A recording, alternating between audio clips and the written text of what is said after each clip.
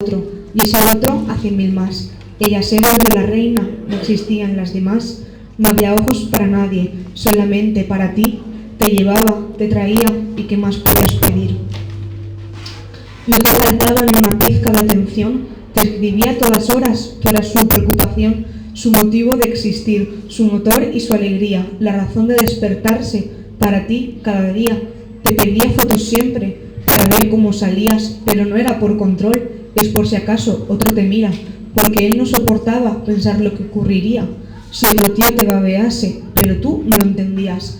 Eras tan cría que llorabas por chorradas. Menos mal que estaba él para que no faltase nada. No hagas caso a tus amigas, porque ellas son idiotas. Hazle caso a él, que es hombre y sabe más de muchas cosas. Cógele el teléfono, ¿no ves que te ha llamado? Lleva un rato sin saber de ti y está preocupado. De verdad que eres estúpida, no sé cómo te aguanta. Es que eres una inútil, pero sabes que le encantas.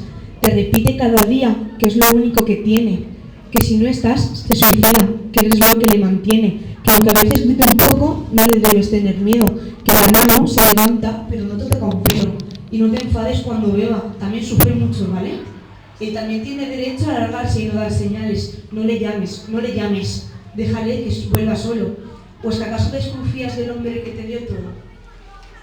No es lo mismo que te llame él y tú no le respondas, porque él no va enseñando el culo, que pareces tonta. Si te vistes tan fresquita, en la calle hay mucho cerdo.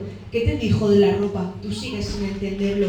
¿Tú qué quieres? ¿Que te violen? ¿O es que así lo vas buscando? ¿O quizá es que has conocido a otro y le vas provocando? Si te ha dado el bofetón, ha sido por ignorante. Le has fallado, y para él eras lo más grande. Le fallaste a la persona que lo dio todo por ti. Solo fuiste un egoísta, incapaz de hacer feliz a aquel hombre tan fantástico desde principio a fin, y mereciste cada golpe que te ha llevado hasta aquí. Y hasta aquí llegó la historia de un amor indestructible. Se cayeron esos gritos y todo se oscureció, y el final de un cuento de hadas lo marcó un hombre increíble, que por ti daba su vida y al final te la quitó.